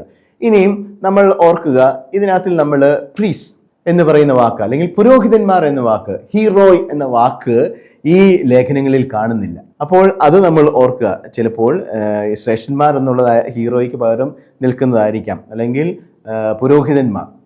ഇതിൽ നിന്ന് വ്യത്യസ്തമായിട്ട് ഈ പുരോഹിതന്മാർ എന്നത് പക്ഷേ ഈ ആദിമ ക്രൈസ്തവ സഭയുടെ ആ ഒരു പാരമ്പര്യത്തിൽ അവരൊരു കൾട്ടിക് ഒഫീഷ്യൽസ് ആയിട്ട്, അല്ലെങ്കിൽ ദേവാലയത്തിൽ ആചാരങ്ങളും അനുഷ്ഠാനങ്ങളും പരികർമ്മം ചെയ്യുകയും ബലിയർപ്പിക്കുകയും ക്ഷേത്രങ്ങളിൽ സേവനം ചെയ്യുന്നവരുമായിട്ടുള്ള, ദേവാലയങ്ങളിൽ സേവനം ചെയ്യുന്നവരായിട്ടുള്ള വ്യക്തികളെ ഒരു കൾട്ടിക്കായിട്ടുള്ള അനുഷ്ഠാനങ്ങളും ആചാരങ്ങളും ചെയ്യുന്നവരായിട്ടുള്ള വ്യക്തികളായിട്ട് മാത്രം അവരെ ചുരുക്കി കൊണ്ടായിരിക്കാം ഈ ഒരു കോൺസെപ്റ്റ് അല്ലെങ്കിൽ ഈ ഒരു ടേം സഭയുടെ ശുശ്രൂഷയുടെ ഭാഗമായിട്ട് ഈ ലേഖനങ്ങളിൽ നമ്മൾ കാണുന്നില്ല. കാരണം ബാക്കിയുള്ള കാര്യങ്ങളെല്ലാം വന്നപ്പോൾ ഈ പുരോഹിതന്മാർ, പ്രീസ് എന്ന് പറയുന്ന കാര്യം എന്തുകൊണ്ട് വന്നില്ല എന്ന് നമ്മൾ ചോദിക്കുമ്പോൾ ചിലപ്പോൾ ഇതായിരിക്കും അതിൻ്റെ ഒരു കാരണം. പക്ഷേ നമുക്കറിയാം, പുതിയ നിയമത്തിൽ പുരോഹിതന്മാർ എന്ന വാക്ക് മിക്കവാറും എപ്പോഴും യഹൂദ പുരോഹിതന്മാരെ അല്ലെങ്കിൽ ജെറുസലേം ദേവാലയത്തിൽ ശുശ്രൂഷ ചെയ്യുകയും അവിടെ യാഗങ്ങൾ അർപ്പിക്കുകയും ചെയ്യുന്നവരെ മാത്രം സൂചിപ്പിക്കുന്ന ഒരു കാര്യമായിരുന്നു. അപ്പോൾ അവർക്ക് ഇതുമായിട്ട് ബന്ധമില്ല എന്നുള്ള രീതിയിൽ. പക്ഷേ നമുക്കറിയാം, പുതിയ നിയമത്തിൽ നേതാക്കന്മാരെ ആരെയും, അല്ലെങ്കിൽ സഭാ ശുശ്രൂഷകരാരെയും നേതൃത്വം കൊടുക്കുന്നവരാരെയും അപ്പസ്തോലന്മാരെന്ന് വിളിച്ചിട്ടുണ്ട്, മെത്രാന്മാരെന്ന് വിളിച്ചിട്ടുണ്ട്, ശ്രേഷ്ഠന്മാരെന്ന് വിളിച്ചിട്ടുണ്ട്, ഡീക്കന്മാരെന്ന് വിളിച്ചിട്ടുണ്ട്. പക്ഷേ പുരോഹിതന്മാരെന്ന് വിളിച്ചിട്ടില്ല എന്ന് നമുക്ക് കാണാൻ കഴിയും. ഇതിൽ നമുക്ക് മനസ്സിലാക്കാം ഈ പദം പിന്നീട് 2-ാം നൂറ്റാണ്ടിൽ മാത്രമായിരിക്കാം ക്രിസ്തീയ സഭയിൽ അല്ലെങ്കിൽ വിശ്വാസ സമൂഹത്തിൽ ബാധകമാക്കിയത്. പക്ഷേ ഹെബ്രായർക്ക് ലേഖനം 8-ാം അധ്യായം 1 മുതൽ 6 വരെ വാക്യങ്ങളിൽ കർത്താവായ യേശു മിശിഹായെ പ്രധാന പുരോഹിതനായിട്ട്, മഹത്വമുള്ള പുരോഹിതനായിട്ട് അവതരിപ്പിക്കുന്നുണ്ട്. അത് ഇതിനകത്ത് ബൈബിളിൽ ഈ ഒരു ഹെബ്രായർക്ക് ലേഖനത്തിൽ മാത്രമാണ് അതങ്ങനെ പ്രത്യേകം അവതരിപ്പിക്കുന്നത്. ലേവി ഗോത്രത്തിൽപ്പെട്ടവനല്ലെങ്കിലും ഹെബ്രായ ലേഖനത്തിൽ യേശുവിനെ സ്വർഗത്തിൽ മഹിമയുടെ സിംഹാസനത്തിൽ ഇരിക്കുന്ന പ്രധാന പുരോഹിതനായിട്ട് അവതരിപ്പിക്കുന്നുണ്ട്, അങ്ങനെ സംബോധന ചെയ്യുന്നുണ്ട്, യേശുവിനെ സംബോധന ചെയ്യുന്നുണ്ട് പുരോഹിതനായിട്ട്. ബാക്കി ആർക്കും ആ ശുശ്രൂഷയുടെ ഭാഗമായിട്ട് അങ്ങനെ ഒരു കാര്യമില്ല. ഇത് ഒരു ലേറ്റർ ഡെവലപ്മെൻ്റ് ആണ് എന്ന് നമുക്കതിലൂടെ മനസ്സിലാക്കാൻ കഴിയും. അപ്പോൾ അതുകൊണ്ട് തന്നെയാണ് കഴിഞ്ഞ ക്ലാസ്സുകളിലൊക്കെ നമ്മൾ പറഞ്ഞല്ലോ ഈ written tradition and living tradition. അതുകൊണ്ട് വിശുദ്ധ ഗ്രന്ഥം എഴുതപ്പെട്ട ട്രഡീഷനാണ്. പക്ഷേ ഞാൻ നിനക്ക് നൽകിയ പാരമ്പര്യം നീ കാത്തു സൂക്ഷിക്കണം, അത് കൈമാറ്റം ചെയ്യണമെന്ന് പറയുന്ന സഭയുടെ ലിവിങ് ട്രഡീഷൻ, അത് എഴുതപ്പെടാത്ത വാചികമായിട്ടുള്ള ആ ഒരു ട്രഡീഷൻ, അത് ജീവിക്കുന്ന ആ ഒരു പാരമ്പര്യം, ആ പാരമ്പര്യത്തിൻ്റെ ഭാഗമായിട്ട് നമുക്ക് ഇതിനെ കാണാൻ കഴിയും. അതുകൊണ്ടാണ് സഭയിൽ നമ്മൾ സത്യവിശ്വാസത്തിൻ്റെ ഭാഗമായിട്ട് ഈ 2 ട്രഡീഷൻ, ആപ്പസ്റ്റോലിക് സസഷൻ പോലെ തന്നെ ഈ 2 ട്രഡീഷനും നമുക്ക് വേണം. അല്ലെങ്കിൽ സ്ക്രിപ്ചറൽ സസഷൻ ട്രഡീഷൻ പോലെ തന്നെ ആപ്പസ്റ്റോലിക് സസഷനും നമുക്ക് വേണം എന്ന് പറയുന്നത്. ഇനിയും ദൈവശാസ്ത്രപരമായിട്ടുള്ള 3-ാമത്തെ ദർശനം ഇതിനകത്ത് കാണും, ക്രിസ്തു വിജ്ഞാനവും ക്രിസ്തീയ ജീവിതവും. അപ്പോൾ അതിനെ ക്രിസ്തു വിജ്ഞാനത്തിൽ അല്ലെങ്കിൽ ക്രിസ്തുവിൽ ബന്ധിതമായിട്ടാണ് ക്രിസ്തീയ ജീവിതം ഇവിടെ അവതരിപ്പിക്കുന്നത്. എന്നാൽ ഒരു ദൈവമേ ഉള്ളൂ, ദൈവത്തിന് മനുഷ്യർക്ക് മധ്യസ്ഥനായ ഒരുവനേ ഉള്ളൂ, അതാണ് മനുഷ്യനായ യേശു ക്രിസ്തു. അതായത് കർത്താവായ യേശു, മനുഷ്യനായ യേശു ക്രിസ്തു ദൈവമാണ്, മനുഷ്യനായ യേശു ക്രിസ്തുവാണ് രക്ഷകൻ എന്ന് പറഞ്ഞുകൊണ്ട് പിതാവായ ദൈവം എന്ന് പറയുന്ന ആ ജുഡൈക് കോൺസെപ്റ്റ് ഓഫ് ഗോഡ്, അതിലേക്ക് പുത്രൻ എന്ന് പറയുന്ന രീതിയിൽ കർത്താവായ യേശു ക്രിസ്തുവിനെ, മനുഷ്യനായ യേശു ക്രിസ്തുവിനെ അവതരിപ്പിക്കുകയാണ്. നമുക്ക് ഇപ്പോഴത് മനസ്സിലാക്കാൻ പ്രയാസമായിരിക്കും, പക്ഷേ അന്നത്തെ കാലഘട്ടത്തിലുള്ളവർക്ക് അത് അത്ര എളുപ്പമല്ല. അവരെ അതുകൊണ്ട് പറഞ്ഞ് അത് പഠിപ്പിക്കുകയാണ്. അതിനാണ് പരിശുദ്ധാത്മാവിൻ്റെ പ്രവർത്തനം നമ്മൾ കാണുന്നത്. ഇത് ദൈവനിവേശിതമായ ഗ്രന്ഥം എന്ന് പറയുന്നതിൽ നമുക്ക് സംശയിക്കേണ്ട യാതൊരു കാര്യമില്ല, ആരെഴുതിയാലും എന്ന് പറയുന്നതിന് കാരണം. തിമോത്തിയോസിന് എഴുതിയ 1-ാം ലേഖനം 2-ാം അധ്യായം 5-ാം വാക്യത്തിലാണ് ഇത് നമ്മൾ കാണുന്നത്. എല്ലാവർക്കും മധ്യസ്ഥനായ കർത്താവായ യേശു മിശിഹാ. അപ്പോൾ ക്രിസ്തുവിൻ്റെ ഉദാഹരണമായ വിനയം, ക്രൂശിലുള്ള സാക്ഷ്യം, അതുപോലെ തന്നെ സ്ഥിരോത്സാഹം, വിശ്വസ്തത, ഇവയെല്ലാം ഒരു മാതൃകയായിട്ടാണ് ക്രിസ്തീയ ജീവിതത്തിൻ്റെ അടിസ്ഥാനമായിട്ട് അവതരിപ്പിക്കുന്നത്. എല്ലാവർക്കും വേണ്ടിയുള്ള ക്രിസ്തുവിൻ്റെ സ്വയം സമർപ്പണം. തിമോത്തിയോസിന്റെ 1-ാം ലേഖനം 2-ാം അധ്യായം 6-ാം വാക്യം, രക്ഷയുടെ സാർവത്രികതയെ അടിവരയിടുന്നു. എല്ലാവർക്കും വേണ്ടിയാണ് അവൻ മരിച്ചത്. അതുകൊണ്ട് അവൻ നൽകുന്ന രക്ഷ എല്ലാവർക്കും വേണ്ടിയാണ്. എല്ലാവരും രക്ഷിക്കപ്പെടണമെന്ന ദൈവത്തിൻ്റെ ആഗ്രഹത്തിൻ്റെ ആ ഒരു ശക്തമായ ഊന്നൽ തിമോത്തിയോസിന്റെ 1-ാം ലേഖനം 2-ാം അധ്യായം 4-ാം വാക്യത്തിലും നമ്മൾ കാണുന്നുണ്ട്. ഇനി ധാർമ്മികതയും ദൈവഭക്തിയും തമ്മിൽ, ദൈവഭക്തിയെ പറ്റി ഞാൻ നേരത്തെ പറഞ്ഞല്ലോ, സത്യവിശ്വാസം നിലനിർത്തുവാനും ദൈവഭക്തി വേണം. നമ്മുടെ വിശ്വാസികളുടെ സാധാരണ ജീവിതം നയിക്കുവാനും ധാർമ്മികതയിൽ എത്തിക്സിൻ്റെ അടിസ്ഥാനവും ദൈവഭക്തിയാണ്. ദൈവഭക്തി യൗസേബിയ എന്നത് ആവർത്തിച്ചിട്ടുള്ള ഒരു വിഷയമാണ്. അടുത്ത പോയിന്റാണ് ധാർമ്മികതയും ദൈവഭക്തി. ദൈവഭക്തി എല്ലാത്തിനും പ്രയോജനമുള്ളതാണ്. തിമോത്തിയോസിന് എഴുതിയ 1-ാം ലേഖനം 4-ാം അധ്യായം 8-ാം വാക്യം. അപ്പോൾ യഥാർത്ഥ സുവിശേഷകൻ, യഥാർത്ഥ ശുശ്രൂഷകൻ ആത്മീയവും ശാരീരികമായ പരിശീലനത്തിലൂടെ ദൈവഭക്തിക്ക് വേണ്ടി സ്വയം പരിശീലിച്ച് വളരേണ്ടവനാണ്. തിമോത്തിയോസിന് എഴുതിയ 1-ാം ലേഖനം 4-ാം അധ്യായം 7-ഉം 8-ഉം വാക്യങ്ങൾ. അതുകൊണ്ട് അതിൻ്റെ ഭാഗമായിട്ടാണ് ഉള്ളതുകൊണ്ട് തൃപ്തിപ്പെടുന്നത്. ദൈവഭക്തി വലിയൊരു നേട്ടമാണ് എന്നും പറയുന്നത്. അതായത് ക്രിസ്ത്യൻ എത്തിക്സിൻ്റെ ഭാഗമായിട്ട് ദൈവഭക്തി അവതരിപ്പിക്കുന്നു, ക്രിസ്ത്യൻ ട്രൂ ഡോക്ടറിൻ്റെ ഭാഗമായിട്ടും ദൈവഭക്തി അവതരിപ്പിക്കുന്നു. തിമോത്തിയോസിന് എഴുതിയ 1-ാം ലേഖനം 6-ാം അധ്യായം 6-ാം വാക്യം, ദൈവഭക്തി ഉള്ളതുകൊണ്ട് തൃപ്തിപ്പെടുന്ന ദൈവഭക്തി ഒരു വലിയ നേട്ടമാണ്. ഇനിയും തിമോത്തിയോസിന് എഴുതിയ 1-ാം ലേഖനം 6-ാം അധ്യായം 6 മുതൽ 10 വരെയുള്ള വാക്യങ്ങളിൽ നമ്മൾ കാണുന്നുണ്ട്, സമ്പത്ത്, ഭൗതികത്വം, ധാർമ്മിക അച്ചടക്കം എന്നിവ ഇതിൽ അഭിസംബോധന ചെയ്യുന്നുണ്ട്. ഈ ഒരു ലേഖനങ്ങളിൽ അല്ലെങ്കിൽ ഈ ലേഖനങ്ങളിൽ അത് നമുക്ക് കാണാൻ കഴിയുന്നുണ്ട്. എന്നിട്ടാണല്ലോ പറയുന്നത് തിമോത്തിയോസ് എഴുതിയ 1-ാം ലേഖനം 6-ാം അധ്യായം 10-ാം വാക്യത്തിൽ പറയും, എന്തെന്നാൽ ധനമോഹമാണ് എല്ലാ തിന്മകളുടെ അടിസ്ഥാന കാരണം. ധനമോഹത്തിലൂടെ പലരും വിശ്വാസത്തിൽ നിന്ന് വ്യതിചലിച്ചു പോകാനും ഒട്ടേറെ വ്യഥകളാൽ തങ്ങളെ തന്നെ മുറിപ്പെടുത്തുവാനും ഇടയായിട്ടുണ്ട്.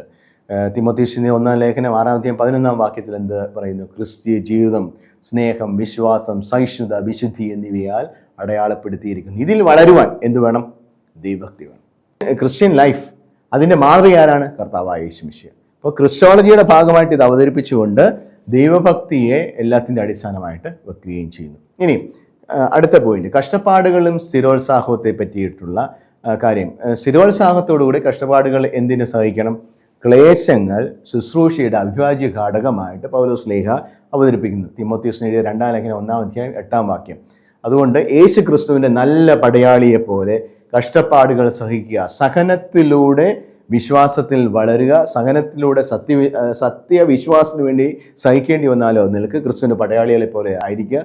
തിമോത്തിയോസിന് എഴുതിയ 2 ലേഖനം 2 അധ്യായം 3 വാക്യം. അതുപോലെ തന്നെ പൗലോസ് തിമോത്തിയോസിന് 2 ലേഖനം തൻ്റെ ജീവിതത്തിൻ്റെ അവസാനത്തിൽ പറയുന്നത് തൻ്റെ ജീവിതം ഒരു ബലിയായിട്ട് അർപ്പിക്കുകയാണ്. 4 അധ്യായം 6 വാക്യം, ഞാൻ ബലിയർപ്പിക്കപ്പെടേണ്ട സമയം ആസന്നമായിരിക്കുന്നു, എൻ്റെ വേർപാടിൻ്റെ സമയം സമാഗതമായി. തൻ്റെ ജീവിതത്തിൻ്റെ അവസാന ഘട്ടത്തിലേക്ക് എത്തുമ്പോൾ ഇതൊരു ബലിയായിട്ട് തൻ്റെ ജീവൻ സമർപ്പിച്ചു എന്നുള്ള ഒരു ബോധ്യം. അപ്പോൾ പൗലോസിൻ്റെ സാക്ഷ്യവും ഇത് നമ്മൾ കാണുന്നുണ്ട്. 2 തിമോത്തിയോസ് 4:7 എന്ത് കാണുന്നു? ഞാൻ നന്നായി പൊരുതി എൻ്റെ ഓട്ടം പൂർത്തിയാക്കി വിശ്വാസം കാത്തു സൂക്ഷിച്ചു. അതുകൊണ്ട് എനിക്ക് കഷ്ടത ഒരു പരാജയമല്ല, ക്രിസ്തുവിൻ്റെ വിജയത്തിലുള്ള പങ്കാളിത്തമാണ്, അവൻ്റെ സുവിശേഷം പ്രഘോഷിക്കുന്നതിൻ്റെ ഭാഗമാണ്. ഇതാണ് സഹനവും സ്ഥിരോത്സാഹവും അല്ലെങ്കിൽ കഷ്ടപ്പാടുകളും സ്ഥിരോത്സാഹവും വിശ്വാസ ജീവിതത്തിൽ എങ്ങനെ പ്രാധാന്യം അർഹിക്കുന്നു എന്നുള്ള ഒരു ദൈവശാസ്ത്രം ഇവിടെ നമുക്ക് കാണാൻ കഴിയും. ഇനി മറ്റൊന്ന്, ദൈവവചനവും അല്ലെങ്കിൽ വിശുദ്ധ ലിഖിതം എന്ന് പറയുന്നത് ദൈവവചനമാണെന്നുള്ള ആ ഒരു ദർശനവും ദൈവശാസ്ത്ര ദർശനവും ഈ ലേഖനങ്ങൾ തരുന്നുണ്ട്. തിമോത്തിയോസിന് എഴുതിയ 2 ലേഖനം 3 അധ്യായം 16 വാക്യം നമ്മൾ കണ്ടു. വിശുദ്ധ ലിഖിതമല്ല, ദൈവനിവേശനമാണ്.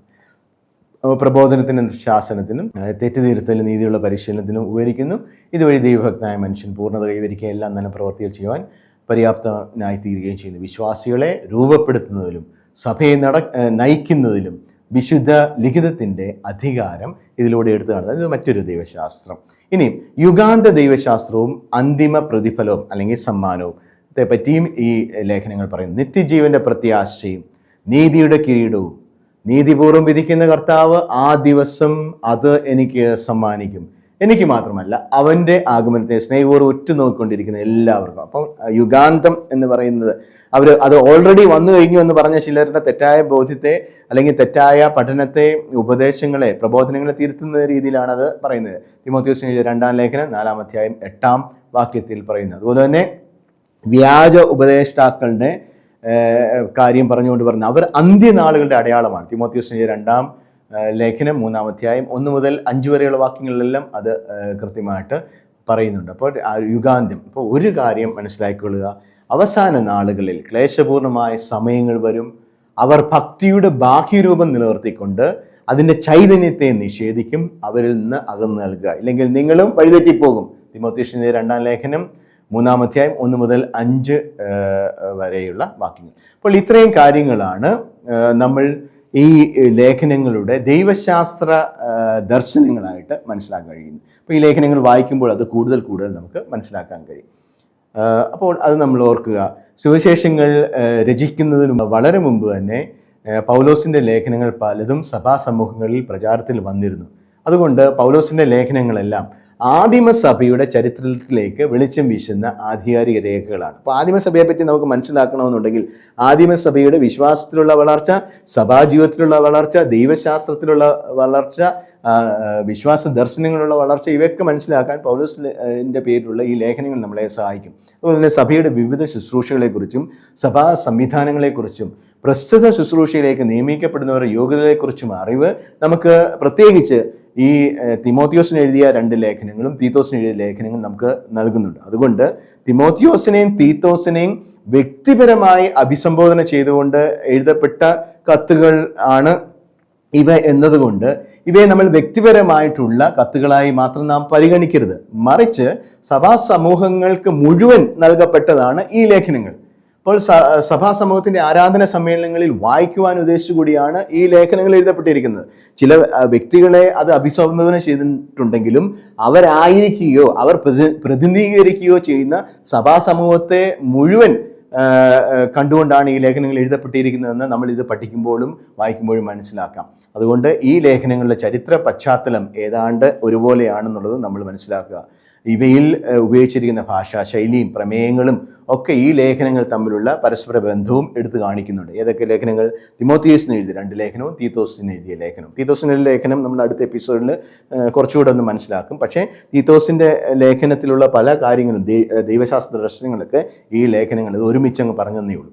ആദ്യ നൂറ്റാണ്ടിൽ ഉണ്ടായ വ്യാജ പ്രബോധനങ്ങളെയും സിദ്ധാന്തങ്ങളെയും എപ്രകാരമാണ് സഭ നേരിട്ടതെന്നും സത്യപ്രബോധനം നൽകി സഭാംഗങ്ങളെ എപ്രകാരമാണ് സംരക്ഷിച്ചതെന്നും ഈ ലേഖനങ്ങളിൽ നിന്നും നാം മനസ്സിലാക്കുന്നുണ്ട്. വ്യാജ പ്രബോധനങ്ങളും പ്രസ്ഥാനങ്ങളും അനുദിനം വർദ്ധിച്ച് വിശ്വാസികളെ വഴിതെറ്റിക്കുന്ന ഒരു സാഹചര്യത്തിൽ അത് ഇന്നുമാകാം. സത്യപ്രബോധനം വളച്ചൊടിക്കാതെയും മായം ചേർക്കാതെയും അതിൻ്റെ നിർമ്മലത കാത്തു സൂക്ഷിച്ചുകൊണ്ട് വരും തലമുറയ്ക്ക് കൈമാറുകയും വേണം എന്നുള്ള ആ ഒരു വലിയ ദൗത്യത്തെക്കുറിച്ച് നമ്മളെ ഈ ലേഖനങ്ങൾ ബോധവൽക്കരിക്കുന്നുണ്ട്, നമ്മളെ ഈ ലേഖനങ്ങൾ പഠിപ്പിക്കുന്നുണ്ട്. മറ്റൊരു കാര്യം, വ്യാജ പ്രബോധനങ്ങളുടെയും ഐതിഹ്യങ്ങളുടെയും പിന്നാലെ പോകാതെ യേശുവിൻ്റെ ജീവദായകമായ സുവിശേഷത്തിൽ നാം വിശ്വസിക്കുന്നതിന് ഈ ലേഖനങ്ങളുടെ പഠനങ്ങൾ തീർച്ചയായും നമ്മെ സഹായിക്കും. അതുകൊണ്ട് തീമോത്തിയോസിന് എഴുതിയ ഈ 2 ലേഖനങ്ങൾ, പ്രത്യേകിച്ച് തീത്തോസിൻ്റെ ലേഖനവും ഈ ലേഖനങ്ങൾ നമ്മുടെ സഭാജീവിതത്തിൽ, അതുപോലെ തന്നെ ഇന്നത്തെ കാലത്ത് ഇന്നത്തെ നമ്മുടെ കോണ്ടെക്സ്റ്റിൽ ജീവിത പശ്ചാത്തലത്തിൽ ഇതിന് വളരെയധികം സാങ്കത്യമുള്ളതാണ് ഈ ലേഖനങ്ങൾ. ഇപ്പോൾ ഈ ലേഖനങ്ങൾ പഠിക്കുമ്പോൾ ആദിമസഭയുടെ ആ ചരിത്ര പശ്ചാത്തലത്തെക്കുറിച്ച് നമ്മൾ മനസ്സിലാക്കുന്നതോടൊപ്പം യഥാർത്ഥമായ വിശ്വാസം ജീവിക്കുകയും വളർത്തുകയും അത് കൈമാറ്റം ചെയ്യുകയും ചെയ്യേണ്ട അപ്പസ്റ്റോലിക് ട്രഡീഷൻ എന്നുള്ള ആ ഒരു ദർശനം കൈമാറ്റം ചെയ്യപ്പെടുന്നതിൻ്റെ ആവശ്യത്തെക്കുറിച്ചും ഈ ലേഖനങ്ങൾ നമ്മെ പഠിപ്പിക്കുന്നുണ്ട്. അതുകൊണ്ട് ഈ ലേഖനങ്ങൾ ഇന്നത്തെ വർത്തമാനകാല ഉത്തരവാദിത്വത്തിനും ഭാവിയിലേക്കുള്ള പ്രത്യാശയിലേക്കും സന്തുലിതമായ രീതിയിൽ നമ്മുടെ വിശ്വാസത്തിൽ വളർത്തുവാൻ ഈ ലേഖനങ്ങളുടെ പഠനം നമ്മളെ സഹായിക്കട്ടെ എന്ന് ഞാൻ ആശംസിക്കുന്നു, പ്രാർത്ഥിക്കുന്നു. നന്ദി.